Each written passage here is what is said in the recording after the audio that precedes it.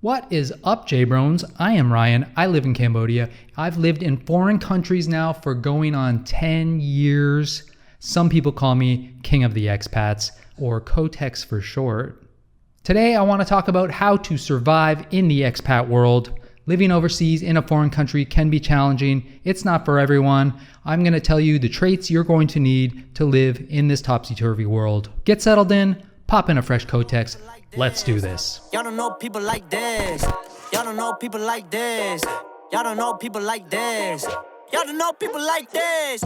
Whenever I meet a foreigner living in Cambodia, I always ask them how they like it. Number one friend priority when you're an expat is how long will this person be sticking around. If the person doesn't like Cambodia, I always just walk away from them. I call them a name and then I just walk away. But then I thought, I should probably ask these people why they don't like living in Cambodia. The answer that I heard most is that it's too chaotic.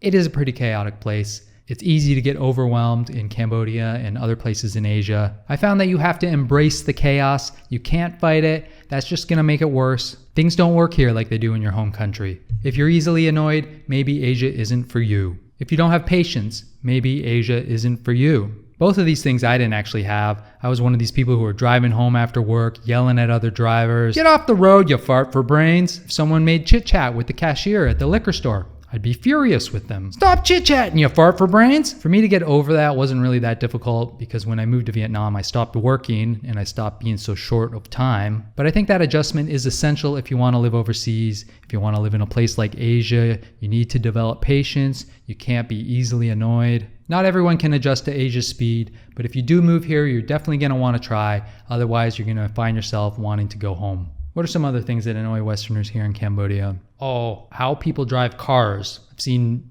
expats going crazy just watching somebody drive down the street. I agree it's painful to watch sometimes. But you do have to remember that almost every local on the road probably learned how to ride a motorbike before they learned how to drive a car. And that's going to make you a different driver. They're coming from a different situation than you. They're going to drive differently than you. You can't be mad at them about it.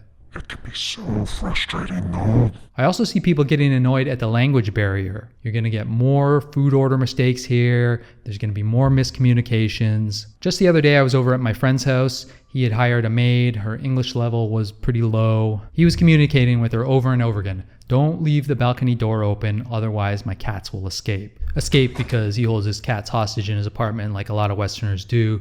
Most Cambodians don't do that. They let their cats roam the streets. So we've got a combination of a language barrier and a cultural barrier here. My friend has lived in Asia for many, many years, so he knows all this. He's made sure to stress the point over and over again. He did it in many different ways, adjusted his language. But of course we go out and we come back to find that his balcony door has been left wide open while they clean the house. What do you got, farts for brains? Luckily the cats hadn't escaped, but as you can imagine, it was still very frustrating. But he knew the cleaning lady isn't a fart for brains. That's not fair, so he didn't give her a stone cold stunner. That language barrier is a difficult barrier to get around.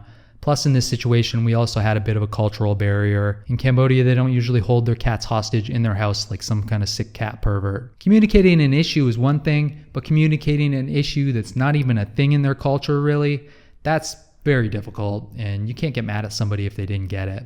I remember one expat trying to communicate something in China and the person wasn't understanding it. The expat kept repeating it, but louder every time, and they were getting more and more frustrated as the person didn't understand it. In that situation, part of the problem was the language level they were using was too high.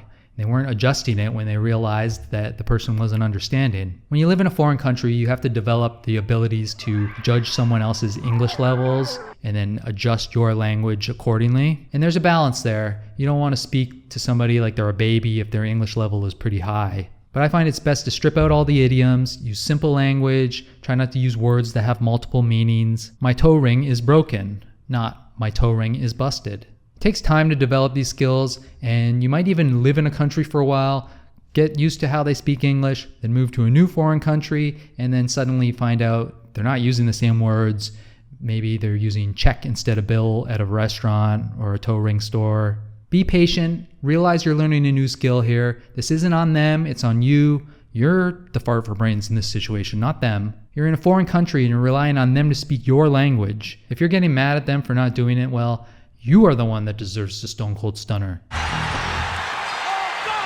There are a lot of people that move to a foreign country because that's where their job has taken them. I think you have to be careful when you do that. Personally, I wouldn't move to a country that I wasn't at least interested in. The reason to move to a foreign place is because you want to be there. You want to learn about their culture, not because there's a high-paying job there, or that it's a cheap place to live, or that you heard the women there will actually kiss your old wrinkly face. You also can't move to a foreign country and expect that country to operate the same way that your country did. In Asia, people tend to cook less. They eat out more. Grocery stores aren't really a big thing here, so you might have to do some of your shopping at the market. For some of your favorite dishes, you might have to substitute ingredients. In the West, we want an apartment with a lot of light. We want ovens. We want open concept living rooms/kitchens. In Cambodia, where it's always hot, that place is going to cook you. It's better to have a darker apartment. It's better to separate your living room and your kitchen. It's better to not use an oven at all because it heats up your apartment too much. You might come across a problem and think, this is how I'd solve it in my home country. But guess what? It's not necessarily the best way to solve it in the country you're currently in. If you're expecting to be able to operate the same way you did in your home country, you are setting yourself up for disappointment. God damn, I am sweating like a little boy. I found it hard to make friends with the locals in the foreign countries I've lived in. I'm not really sure why that is. A little boy. In Ecuador, I had more local friends than I did in China, Vietnam, or Cambodia, so I'm guessing it's probably the cultural differences. The language is easier for a Spanish person to learn English than it is for a Cambodian. But definitely try to make friends with the locals. They're going to teach you a lot. But you also want to try to make friends with other Westerners, other expats that aren't from your home country. It would be pretty easy for me to go over to the Canadian International School, round up a posse of hosers, and just have a good old Canadian cook-off or whatever we do. And I do love that I can find other Canadians here. They're easy to talk to. It's a little taste of home.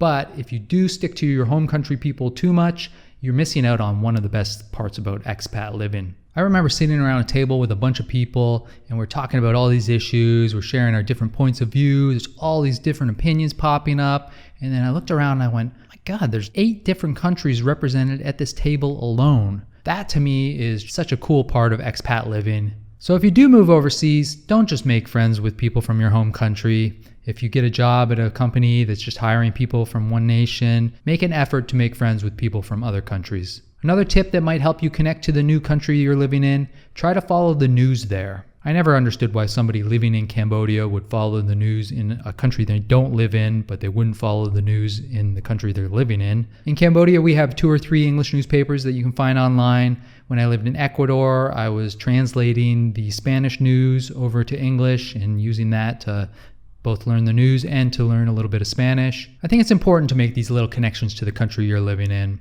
Knowing what's going on makes you feel connected, makes you feel a part of it, makes you feel like less of an outsider. Celebrate the local holidays, learn the local customs. It's all about making connections with the country so you feel like you're a part of the culture. I think another frustration that a lot of people have when they're living in a foreign country is that they never really feel comfortable. Like you don't always know exactly what's going on. Sometimes it's hard to trust people. Here in Cambodia, there are tuk-tuk drivers that will take advantage of foreigners. There's people in the market who are going to overcharge you for items. If you're constantly worried about being ripped off, you're never going to feel at home here. But I think this takes time and it takes some effort from you. Learning how much things should cost will help.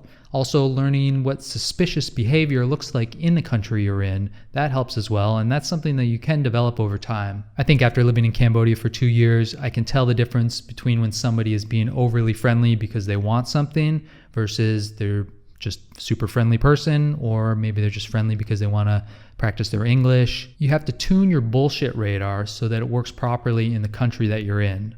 Otherwise, you're not going to trust anyone, you're never going to feel comfortable, and the country will never feel like a true home. And who wants to live in a country that doesn't feel like home? A fart for brains, that's who. So that's it. I hope you enjoyed that one. Let me know in the comments below if you want to add anything to it, if you agree, if you disagree. And take care, comb your hair. We'll see you guys in the next one. Prefer when I'm by myself. I don't wanna hang around y'all. Good health. One day I'm really gon' ball. Fuck around and buy the whole mall. Breaking that cake. Flexing 700 in the bank. Not a superhero, I don't save. Look at my face. Look at my grades. Don't match up, no